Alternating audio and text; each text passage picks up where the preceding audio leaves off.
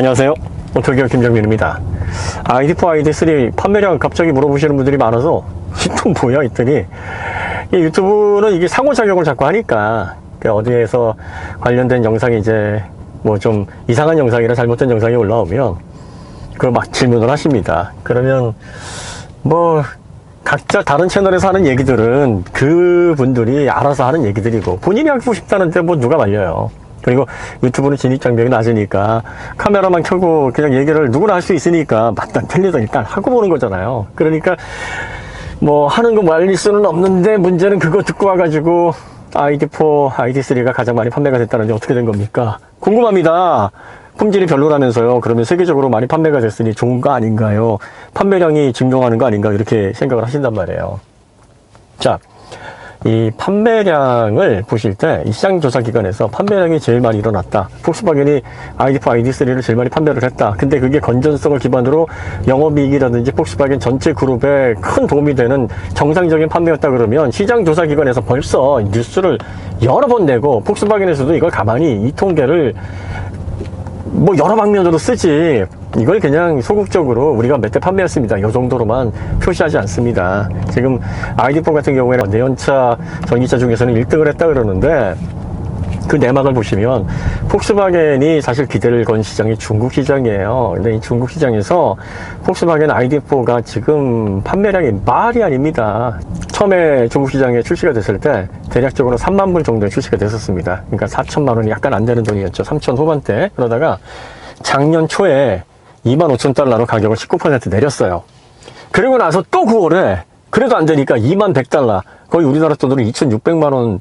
아, 진짜 초기 출시 가격도 중국이니까 그렇게 나온 거예요. ID4가 상하이 자동차와 합작법인으로 생산이 됩니다. 지금 중국에서는 ID4X라는 게 있고 ID4 크루즈라는 게 있어요. 여기 수출도 됩니다. 그리고 ID6, ID3 이렇게 해서 판매가 되고 있는데 두 개 법인을 세워놓고 각각 그 모델을 나눠서 생산을 합니다. 그런데 2022년 대비 지금 2023년 판매량이 5만 대도 안 일어났어요. 중국 내에서. 그리고 전체 시장으로 놓고 보면 와 이게 지금 6% 될까 말까한 점유율이거든요. 그래서 중국 내 시장에서 폭스바겐이 중국에서 이렇게 진짜 삽질을 헤맸던 경우가 전혀 없었습니다. 역사를 통틀어서 84년에 중국 시장 진출해서 40년 만에 처음 겪는 그야말로 위기 중에 정말 그래서 지금 폭스바겐 CEO가 뭐라 그랬냐면 지붕이 불타고 있다. 왜 이런 표현을 썼냐면 중국이 예를 들어서요, 폭스바겐이 전체 그룹을 통해서 900만 대 전 세계에 판매를 하면 300만 대 이상이 중국에서 판매가 됩니다. 그러면 내연차도 그 정도 되니까 전기차 시장도 3분의 1 이상 거의 한 40에서 50% 정도는 중국 시장에서 소비를 해줘야 되는데 그게 안 된다는 거예요. 지금 ID4X 같은 경우에 가격이 지금 2,600만 원부터 시작이에요. 2,600만 원대부터 시작인데 이 모델조차도 중국 사람들이 외면을 하고 있어요. 전체 1년 판매량이 11,000대밖에 안 되고 그리고 수출 모델이거든요. 그러니까 중국 공장에서 생산이 돼서 해외로 수출되는 건데 일단 수출이 되면 무조건 그 수출 물량은 45,000대 정도가 작년에 수출이 됐는데 그게 다 판매로 잡히는 겁니다. 그러니까 여기에서 호수가 많이 발생을 하는 거예요. 이게 세계 각지로 뭐 아시아 쪽이라든지 그 외 지역으로 퍼져나가는데 지금 매장에 있을지 실제 판매가 돼서 돌아다닐지 모르잖아요. 근데 이걸 무조건 다 판매로 수출이니까 잡는 겁니다. 그 45,000대를. 그리고 나머지도 보면 2022년 대비 오히려 막 점유율이 꽁꼬라지고 있으니까 폭스바겐 입장에서는 발등에 불이 떨어진 겁니다. 그러니까 ID4가 중국에서 2,600만 원부터 시작이면 옵션을 조정을 한다고 해도 이거 말이 안 되잖아요. 우리나라는 5,490도 ID4 라이트, 프로 라이트라 그래가지고 옵션 많이 빼서 보조금에 맞춘 거고 프로는 5,690만 원으로 비싸단 말입니다. 거의 2배 가격이지 않습니까? 옵션이 물론 차이가 있으니까 그걸 뭐 무조건 2배다 이렇게 얘기를 할 수 없어요. 폭스바겐이 중국 시장에 왜 이렇게 처음부터 4,000만 원이 약간 안 되는 3,000 후반대 ID4를 출시를 했느냐?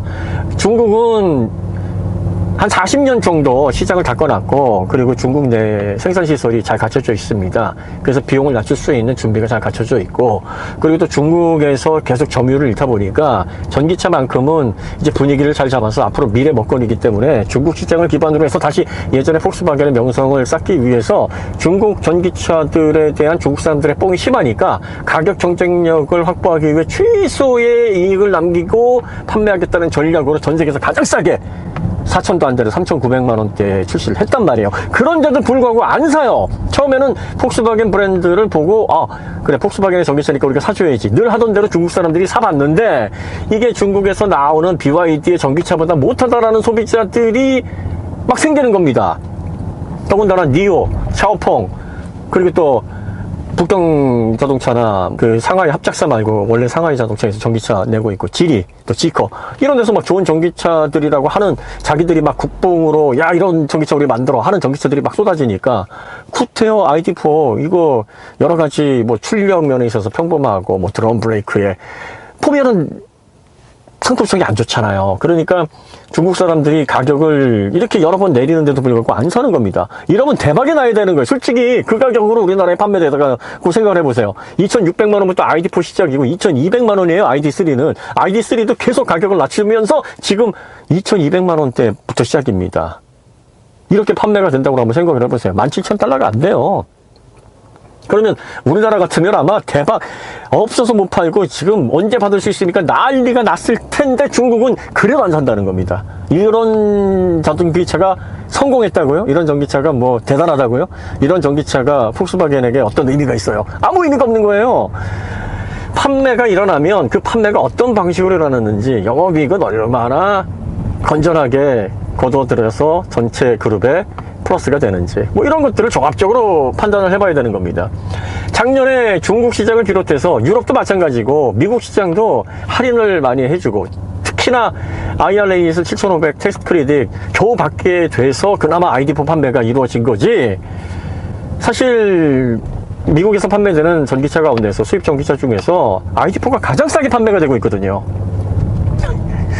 이렇게 해서 판매가 14만 대가 이루어졌다. 그러니 ID4, ID3가 뭐 킹왕짱이다. 이렇게 얘기를 하는 건 이거는 뭐 시장 분석에 대한 기본적인 원리 자체를 전혀 무시하고 하는 얘기니까 여러분들이 여기에 영향받지 않으셨으면 좋겠다. 왜냐면 지금 폭스바겐이 그렇게 ID4, ID3가 전 세계적으로 잘 팔려서 정말 미래의 전기차 전략에서 문제가 없다 그러면 폭스바겐 CEO가 앞으로 몇 년간 우리는 허리띠를 졸라매고 엄청난 비용 절약을 해야 되며 지붕이 불타고 있고 모든 것이 위태롭다 이런 얘기 안 합니다. 이게 투자자들에게 얼마나 악영향을 주는 거고 기업 전반에 악영향을 미치는 워딩인지를 CEO가 모르겠습니까? 그럼에도 하는 건 이 목숨이 경각에 달려 있다라고 그 위기감을 누구보다 절감을 하기 때문에 어쩔 수 없이 하는 겁니다. 이렇게라도 하지 않으면 미래 전기차 시장에서 우리가 살아남을 수 없을 수도 있다라는 그런 아주 긴박한 위기감 때문에 어쩔 수 없이 그런 얘기를 하게 되는 거예요. 예전에 노키아 회장이 아이폰 나와서 노키아가 정말 꼬꾸라지고 있을 때 우리 플랫폼이 불타고 있다 이렇게 얘기를 했거든요.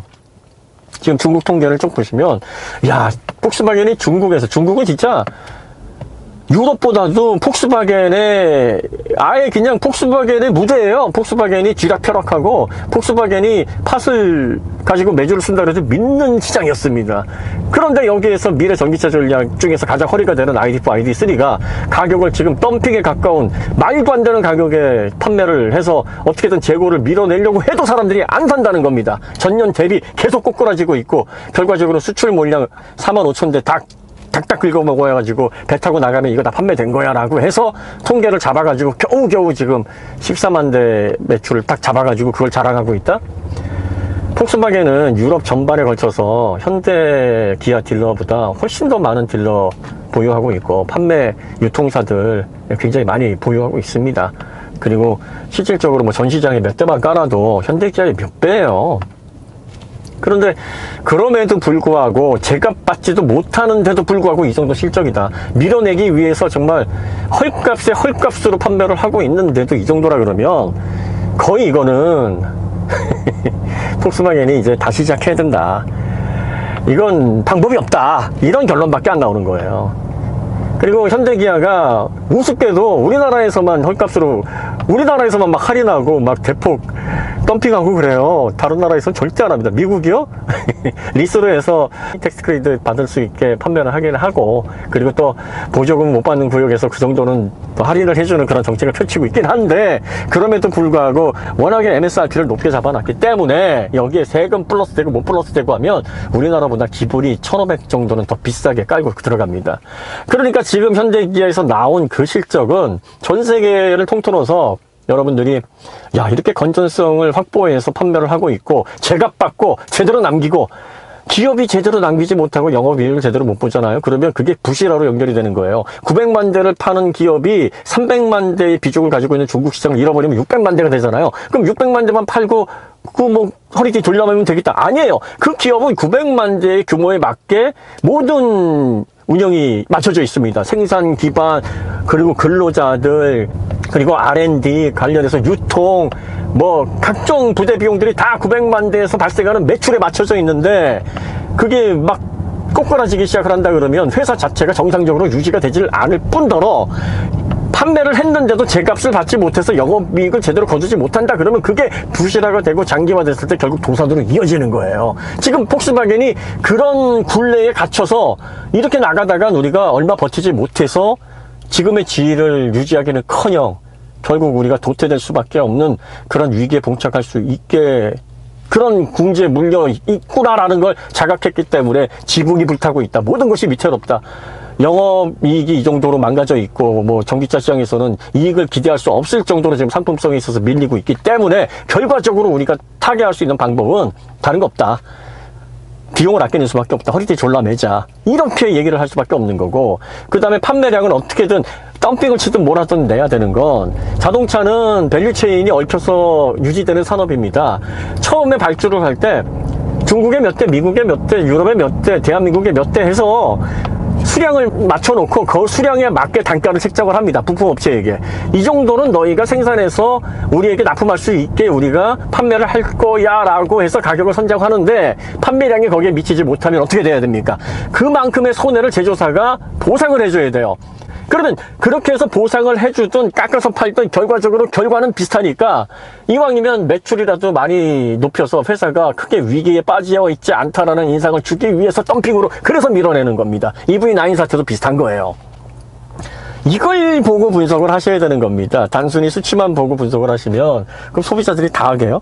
골드만삭스나 블룸버그나 시장, 하다못해 우리나라에서 작은 그런 증권사, 크지 않은 메이저 아닌 작은 데서도요, 경력 보시면은요 대단합니다. 해외에서 관련해가지고 관련된 전공 관련해서 석박사 다 가지고 있고 연구 관련된 자료들 통해서 엄청난 기반 지식들 갖추고 있는 사람들이 한두 명도 아니고 몇십 명 혹은 몇천 명이 모여가지고 시장 분석을 하는 거예요. 그렇게 분석을 해도 틀려요. 시장 분석이라는 게 그렇게 어렵습니다. 저도 사실 제가 분석을 하는 것도 나름대로는 그래도 열심히 하고 있긴 합니다만, 그 디테일이라든지 그 적중력에 있어서 그게 얼마나 대단하겠습니까? 그런데 일반 소비자들이 단순히 수치만 하나 놓고 야 이러니까 이렇지라고 분석을 할 수 있는 게 시장 분석 같으면 아무나 다 하게요.